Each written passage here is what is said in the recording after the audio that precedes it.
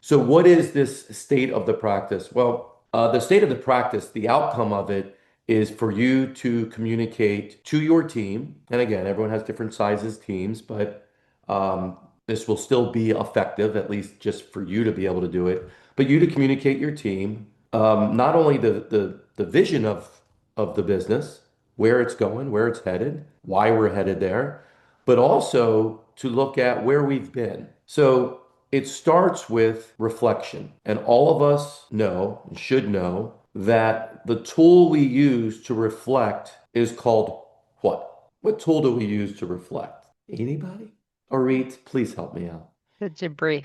The debrief, officially called the mini debrief, because I wanted to make it something that isn't overwhelming. So the mini debrief is what we use to reflect. Orit, staying with you, what does reflection back actually do for us? Why is it helpful? I think the first thing is that it helps us solidify the gains that we've made, the changes that we've made, the forward progress that we've made, even when we think we haven't.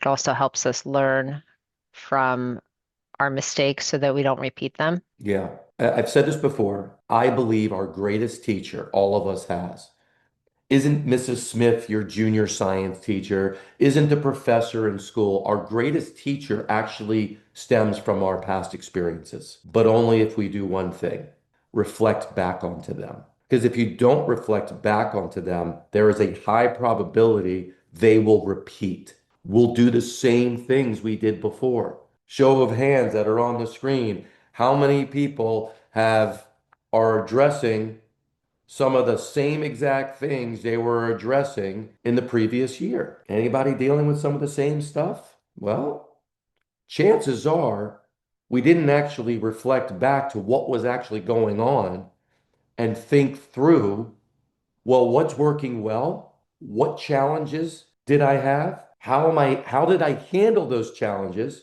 Which is a really interesting question. And what did I learn from that? And when you take that information, when you sit down, block out everything, and just ask those questions and take pad to paper and actually write down what the answers are, what do you come up with?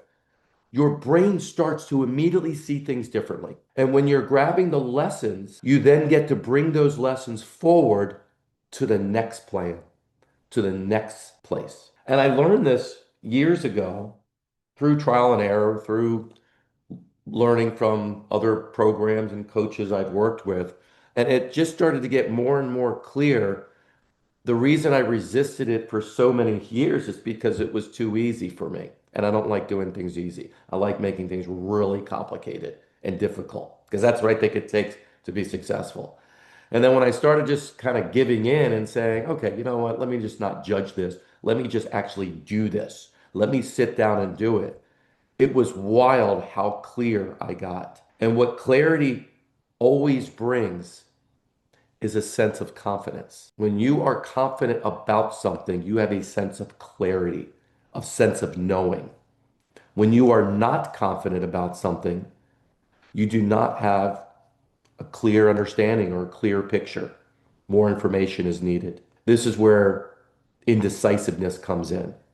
Indecisiveness is a killer in our businesses. It's a killer in any business, but it's a killer when we, as an owner, as a leader, are indecisive.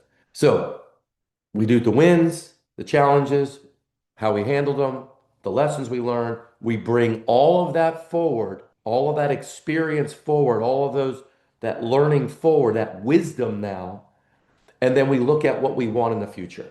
And what that does is gives us more confidence of what's possible. Then we create the vision for our future. And then once we have that picture, we then take that and that's what we communicate to our team. That's the state of the practice. So questions on the structure of this state of the practice, just the structure of it. Any comments or thoughts on that? Anything sticking out to you? What does this require of you? Blocking out time, probably more than just 20 minutes. And I know for some of you, it's not all going to come in whatever time you block out an hour. A lot of times, and I think you should be starting this like in November, is you do it, you let it be, you come back to it. You may come back to it two or three times because things start to shift. You start to see things you didn't see before. You start to believe in things that you can do that maybe you didn't believe before. But any questions on the structure and kind of like the formula? So, what would be an example of a win? What's an example of a win that you have had? Because everyone's had wins. I don't care how bad your year has been, how challenging your year has been. If we don't think about what positive has happened, we will fall into the gap, into the negative zone that then puts us in a victim mindset that does not lead to very good decisions and outcomes.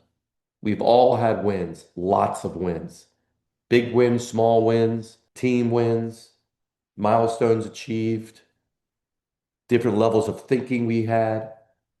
What wins have you encountered? What's one win? Sina, what's one win that you and Sahan have had this year that's meaningful to you? Um, I was just reflecting on what we wrote because we did go through this process with Steve. So, one win that we had, well, multiple were going through our entire handbook with a HR consultant and putting that whole thing in process. That's something that's been on my to-do list for years. And we Excellent. actually completed that this year. So I'm taking that as a win.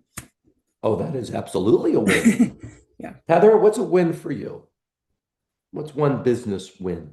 So, Carrie knows a little bit because I'm with her for coaching, but we are at 2 years into my practice. So I've had quite a few wins this year because we've grown really fast. We have gotten admin on board this year. So that was huge where I didn't have to do everything myself and wear all of the hats. So to be able to delegate to an office manager and an office assistant has been a huge win for this year. Yeah, sounds like it. Josh, what's been a win for you? Just you hit on the debrief thing. We had an incident where PT and a front office person kind of got into it pretty bad in front of patients one day, and I mean it was uncomfortable, but we had a similar situation. I think it was 3 or 4 years ago, and I didn't handle it very well. Well, when it came up this time, I was like, all right, let me go ahead and debrief that one that I messed up on years ago. How am I going to approach this differently? Got in with both of them. And then at the end, you're like, oh man, all right, we handled that a lot better. And it really just showed like, man, the issues that we're having is just because our clinic is growing. And it's stuff people get a little frustrated when things don't work the way they maybe did in the past, but it was just like a huge stepping stone that everybody looked at me a little bit differently, like, hey, all right, Josh is going to lead us even through the uncomfortable times. Man, great win. And there's lots of win within that win that you had of actually using the debrief. I'm using the debrief. That's a win. I blocked out time to do this. That's a win. I learned Yep. some great stuff. That's a win. I actually applied it and shared it with my staff. That's a win. When you start really looking at these wins, because a lot of times our brain glosses over the wins. I've talked to practice owners and it's like, so what are some great wins you've had this year? They'll name like one or two. And I said, I want pages of them. Does anyone have pages of wins when they really sit down and start looking at every possible good thing that's happened this year? Ashley, how many wins did you create when I challenged you to give me pages? I don't know. What was At, the number? at least 30. 30 Mhm. wins. Hmm. And I guarantee within those 30, there's probably even more so. Yep. So what are we doing when we look at wins? Does anyone realize this isn't just some Jamey thing? There's actually research and data to support that when you start focusing on your wins, it starts to change how your brain thinks about things and how it starts to resist. You start putting up like a shield against the negativity that really interferes with how we think and our creative and innovative selves. So there's a reason why we're doing this. But the only way to do it and to get the benefits from it is to practice it. So this becomes a skill. Next thing, challenges. This usually isn't a problem for most people. We can bitch and complain about all the problems that are facing us. But that's why I asked the second part of the question. What are the problems and challenges that you faced this year? And how did you handle it? What does that question say? Brandon, what is that second 2B, as I call it? 2A is the challenges, 2B is how'd you handle it? What does 2B say? Do you mean like what I did differently? Well, what is the question actually going to? Like, what is it trying to uncover? What's the, you know me, I like to go deeper into stuff because once we go deeper, it makes it easier to understand why we're doing what we're doing, which will solidify continuing that habit of doing it. I guess it brings it to light of like I analyze it more in my head, you know, just like, does it fit with what I'm actually trying to do? I don't know. I don't know if I'm answering that question right. Give me a challenge that you've had in the past year. I'm staring at my obnoxiously long debrief, just so you know. For instance, I had my marketer go out for 3 months with a hip surgery. And that impacted us in a very negative way that I hadn't planned on. How did you handle that? When you first heard that news, how did you handle it? You know, a lot of the stuff I think I focused on was more like digital and maybe doing some like getting some posts set up. But what I didn't realize was that even though the boots on the ground marketing was a smaller piece, I think the fact that it stopped, and not only was she my marketer, she's a PTA who was very loved and had a full schedule. Like, and so, well, 2 days a week she had a very full schedule, which I didn't take into account the impact it would have her not seeing patients, plus the not being there and not doing the marketing work, and that had an effect that lasted probably 4 months, because when she came back, the patients didn't really know who she was, so it was harder for PTs to schedule her. So there's a whole lingering cascade of effect that took a long time to overcome, I think. Good. Let's quickly move to lessons. What did you learn from that one experience? I learned that if that happens, I need to be the one to step in and do the actual work in a situation like that.